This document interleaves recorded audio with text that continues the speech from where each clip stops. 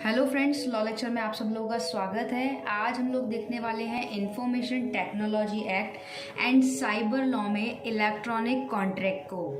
इस वीडियो में हम लोग देखने वाले हैं इलेक्ट्रॉनिक कॉन्ट्रैक्ट के मीनिंग क्या है, डेफिनेशन क्या है, मेथड क्या है, ई कॉन्ट्रैक्ट का एसेंशियल रिकॉग्निशन, ई कॉन्ट्रैक्ट इंडिया में क्या है, नेचर देखेंगे, साथ के साथ डिफरेंस देखेंगे कॉन्ट्रैक्ट और ई कॉन्ट्रैक्ट के बीच में। उसके बाद लीगल वैलिडिटी देखेंगे ई कॉन्ट्रैक्ट की क्या है, और लास्ट में हम लोग देखेंगे कंक्लूजन। तो चलो शुरू करते हैं।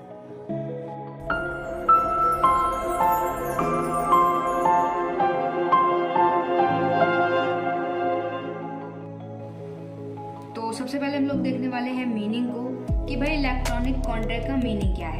तो basically contract have become so common in our daily life that the most of the time we do not even recognise that we have entered into one. यानी कि मतलब ये है कि जो इलेक्ट्रॉनिक कॉन्ट्रैक्ट है उसमें क्या होता है, बेसिकली हम लोग अपनी डेली लाइफ में कहीं ना कहीं यूज ही करते हैं, बट कई बार हमें पता भी नहीं चलता कि हमने वो कॉन्ट्रैक्ट किया है। लाइक हायरिंग अ टैक्सी, अब हम लोग ऊबर या ओला वगैरह करते हैं तो वो क्या है, वो एक तरीके से इलेक्ट्रॉनिक कॉन्ट्रैक्ट है। इलेक्ट्रॉनिक कॉन्ट्रैक्ट, देखो कॉन्ट्रैक्ट सबसे पहले क्लियर कर लेते हैं कॉन्ट्रैक्ट क्या है। कॉन्ट्रैक्ट हम सभी लोग जानते हैं कि इंडियन कॉन्ट्रैक्ट एक्ट 1872 में 2H में साफ साफ गिवन है कि an agreement which is enforceable by law is a contract. अब इलेक्ट्रॉनिक कॉन्ट्रैक्ट क्या, इलेक्ट्रॉनिक कॉन्ट्रैक्ट मतलब जो भी हम वेबसाइट वगैरह पे या वेब पे या इंटरनेट वगैरह पे कोई कॉन्ट्रैक्ट करते हैं तो वो इलेक्ट्रॉनिक कॉन्ट्रैक्ट कहलाते हैं।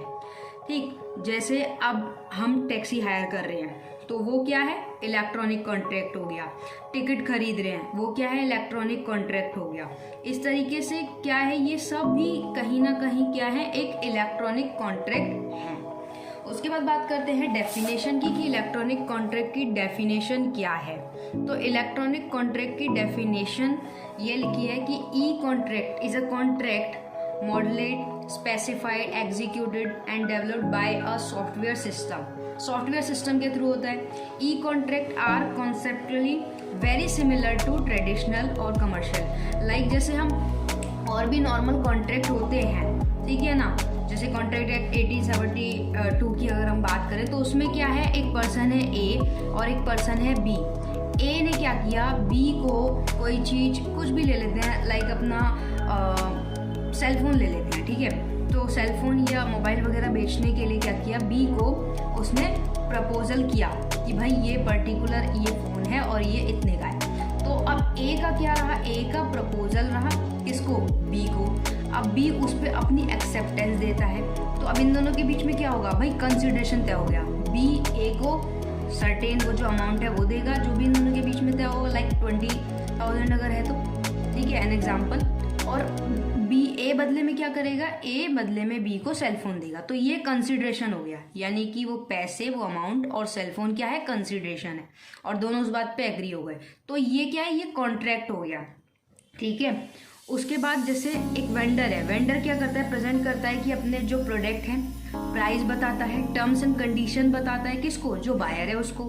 फिर बायर क्या करता है, बायर जो कंसिडरेशन है उस पर अपना ऑप्शन देता है कि भाई ये नहीं, या नेगोशिएट करता है प्राइस को, ठीक है, या टर्म्स बताता है कि भाई ये प्लेस और ऑर्डर रहेगा और इस तरीके से पेमेंट रहेगा। तो ये ई कॉन्ट्रैक्ट के अंडर में आता है। कई बार हम जैसे अपने लोगों ने देखा होगा कि कुछ भी चीज़ बुक करते हैं तो उसमें क्या है, वहाँ पे ये प्रपोजल हो गया सभी के लिए कि भाई ये पर्टिकुलर चीज़ है। अब हम वहाँ से मंगाए कि भाई पेमेंट पे ऑप्शन आते हैं कि आप COD करोगे या पेटीएम के थ्रू करोगे, अमेजोन पे, इस तरीके से ऑप्शन आते हैं। तो ये क्या है, ये कंसिडरेशन या पेमेंट के मेथड हो गए। उसके बाद हम बात करते हैं मेथड ऑफ ई कॉन्ट्रैक्ट क्या है। तो मेथड ऑफ ई कॉन्ट्रैक्ट में बेसिकली क्या आता है, इलेक्ट्रॉनिक मेल हो गए जिसे हम ईमेल वगैरह कहते हैं, वेबसाइट के थ्रू ई कॉन्ट्रैक्ट हो गया, या तीसरा है क्लिक टू एग्री कॉन्ट्रैक्ट या ऑनलाइन। तो ये तीन तरीके से क्या है, मेथड हो गई है ई कॉन्ट्रैक्ट की। कई बार जैसे हमने ईमेल वगैरह पे देखते हैं कि ईमेल पे क्या होता है, ईमेल आता है तो हम लोगों को लगता है कि वो नॉर्मल ईमेल है, बट वो नॉर्मल ईमेल नहीं होता। कई बारी एडवर्टीजमेंट के लिए भी होता है, कुछ प्रोडक्ट सेल के लिए होता है। तो वहाँ पे क्या होता है, उसमें ऑप्शन होता है कि यहाँ पे अगर आपको बाय नाउ पे क्लिक करोगे देन आप उस पेज पे पहुँच जाओगे। तो ये क्या है, ये मेथड है ई कॉन्ट्रैक्ट की, ठीक है। कॉन्ट्रैक्ट मतलब इलेक्ट्रॉनिक कॉन्ट्रैक्ट, शॉर्ट फॉर्म में इसको ई कॉन्ट्रैक्ट बोलते हैं। उसके बाद बात करते हैं essential of E contract. Essential क्या है? तो एसेंशियल यही है कि ऑफर होना चाहिए, रिक्वायरमेंट रहती है कि ऑफर की। ऑब्वियसली बात है ना, कॉन्ट्रैक्ट यहाँ पे बात हो रही है कॉन्ट्रैक्ट की, ई कॉन्ट्रैक्ट की, यानी कि वेब के थ्रू, इंटरनेट के वर्ल्ड में, इंटरनेट की दुनिया में जो कॉन्ट्रैक्ट हो रहा है उसकी बात हो रही है यहाँ पे। फिजिकली वैसे कॉन्ट्रैक्ट नहीं हो रहा है ये, तो वहाँ पे क्या ऑफर रहता है, ऑफर की एक्नॉलेजमेंट रहनी चाहिए सेकेंड पार्टी को। उसके बाद there have no be legal consideration होना चाहिए। लीगल कंसिडरेशन क्या?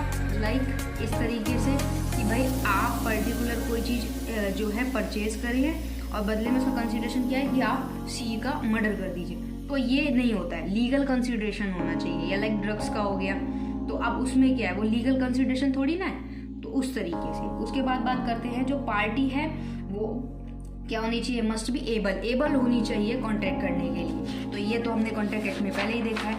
उसके बाद बात करते हैं फोर्थ पॉइंट की, there must be free and unaffected consent. Consent जो है वो फ्री होनी चाहिए। उसके बाद बात करते हैं जो ऑब्जेक्ट है कॉन्ट्रैक्ट का वो लॉफुल होना चाहिए। ऐसा नहीं है कि आप ऐसा कॉन्ट्रैक्ट कर रहे हैं जो कि लॉफुल है ही नहीं।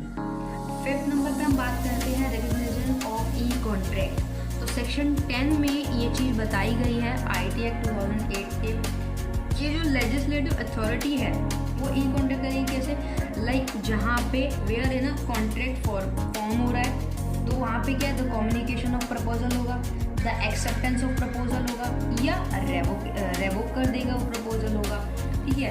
तो उस केस में क्या होगा, उस केस में जो इलेक्ट्रॉनिक फॉर्म के थ्रू ही एक्सप्रेस हो रहा है, इलेक्ट्रॉनिक रिकॉर्ड के थ्रू ही हो रहा है, तो वहाँ पे क्या है, इलेक्ट्रॉनिक रिकॉर्ड है, ठीक है। Such contract shall not be deemed to be unenforceable. तो ये क्या है, अनएनफोर्सेबल नहीं हो सकते उस ग्राउंड पे, ये चीज़ कह रहा है। तो इलेक्ट्रॉनिक फॉर्म और means was use to that purpose. तो ये जो इलेक्ट्रॉन ई कॉन्ट्रैक्ट होगा वो क्या होगा, इलेक्ट्रॉनिक फॉर्म में होगा, जो इलेक्ट्रॉनिक रिकॉर्ड होंगे उनके थ्रू होगा और उनसे ही जो है रिकग्निशन होगा। उसके बाद बात करते हैं ई कॉन्ट्रैक्ट इन इंडिया।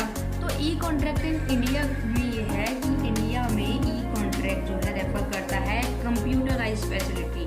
लाइक अब सभी लोग जानते हैं कि डिजिटल हो गया है, कंप्यूटराइज्ड हो गया है, तो वो अब उस कॉन्ट्रैक्ट में क्या है, एक लाइक तरीके से बिजनेस के लिए कि बिजनेस प्रोग्रेस करे, ठीक है, इनक्रेडिबल न्यू मैकेनिज्म हो इन इंडिया में, ठीक।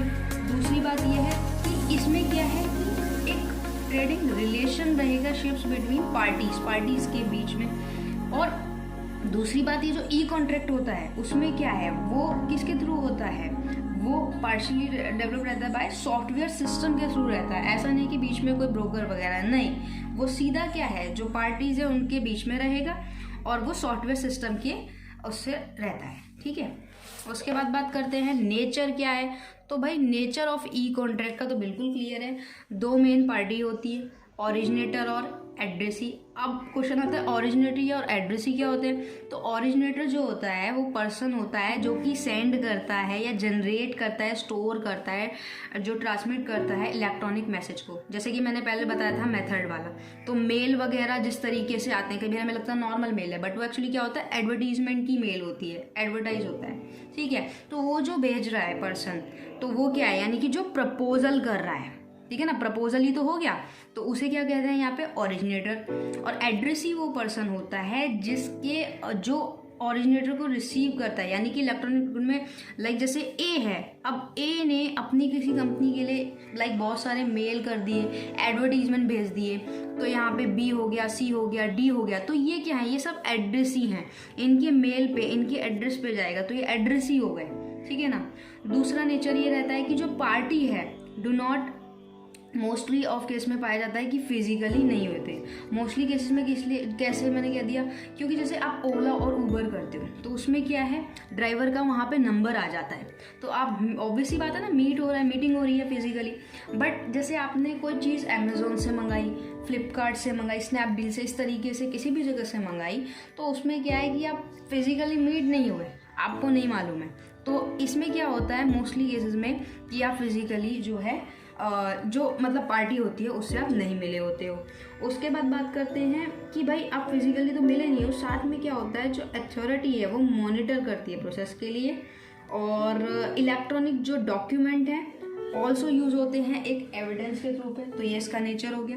उसके बाद 8 पॉइंट पे बात करते हैं डिफरेंस बिटवीन कॉन्ट्रैक्ट और ई कॉन्ट्रैक्ट। तो कॉन्ट्रैक्ट क्या है, ट्रेडिशनल यहाँ पे सिग्नेचर होते हैं, जबकि ई कॉन्ट्रैक्ट में क्या है, डिजिटल सिग्नेचर। हाँ, इसका एक नेचर भी है डिजिटल सिग्नेचर। उसके बाद कॉन्ट्रैक्ट क्या है, ड्राफ्टेड ऑन पेपर होता है, और यहाँ पे ई कॉन्ट्रैक्ट क्या है, ड्राफ्टेड डिजिटल वे में होता है। उसके बाद जैसे इनवॉइस वगैरह पे बिल आते हैं आपके, तो ये क्या हो गया, ई कॉन्ट्रैक्ट हो गया। और कॉन्ट्रैक्ट में क्या है, पार्टीज फिजिकली जो है वो कॉन्ट्रैक्ट करती हैं, बट ई कॉन्ट्रैक्ट में ऐसी कोई कंपलसरी नहीं है, नीड नहीं है कि पार्टी जो मिलेगी ई कॉन्ट्रैक्ट के लिए। कॉन्ट्रैक्ट में क्या है, हैवी ट्रांजैक्शन कॉस्ट होती है, जबकि ई कॉन्ट्रैक्ट में क्या है, लो ट्रांजैक्शन कॉस्ट होती है, ऑब्वियस सी बात है। उसके बाद आगे हम बात करते हैं कॉन्ट्रैक्ट में क्या है, कॉन्ट्रैक्ट में क्या है, टाइम कंज्यूमिंग होता है, जबकि ई कॉन्ट्रैक्ट में क्या है, ई कॉन्ट्रैक्ट में टाइम सेविंग होता है।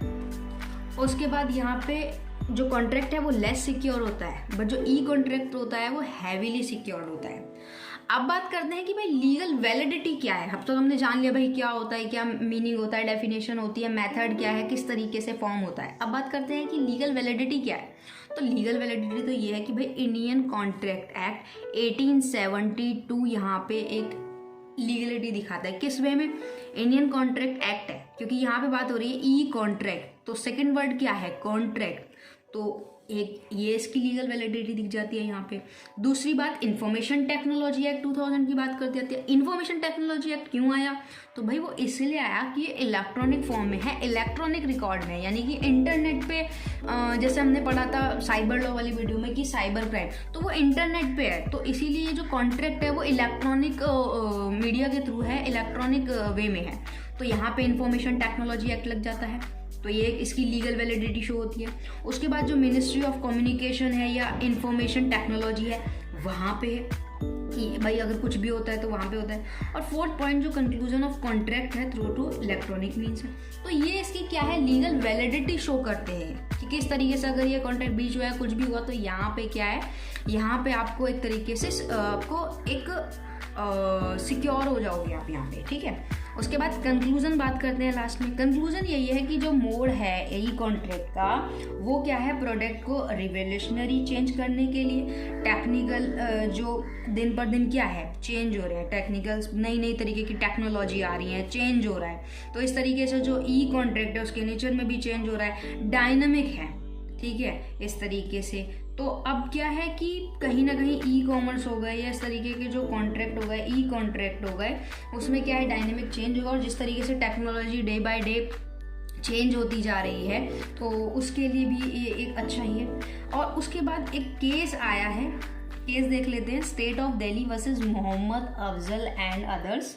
इस केस में हाई कोर्ट ने ये बात बोली कि इलेक्ट्रॉनिक रिकॉर्ड जो है वो भी एडमिसेबल हैं एज एविडेंस। तो यहाँ पे एक इसकी लीगल वो दिखाए, तो यहाँ पे जो एविडेंस एक्ट है, उस एविडेंस एक्ट में भी क्या हुआ था, एविडेंस एक्ट में भी यही चीज़ हुई थी कि जब एविडेंस एक्ट में कहा गया कि भाई कौन कौन से जो एविडेंस हैं वो रिकॉर्ड में माने जाएंगे, तो उसमें ये आया था कि जो इलेक्ट्रॉनिक रिकॉर्ड है वो भी एज अ एविडेंस माने जाएंगे। तो इसकी लीगलिटी कितनी ज़्यादा है हम खुद ही समझ सकते हैं। तो होप सो कि इलेक्ट्रॉनिक रिकॉर्ड्स आपको पूरा समझ में आया होगा, और जो भी पॉइंट्स मैंने बताया आपको क्लियर हुए होंगे।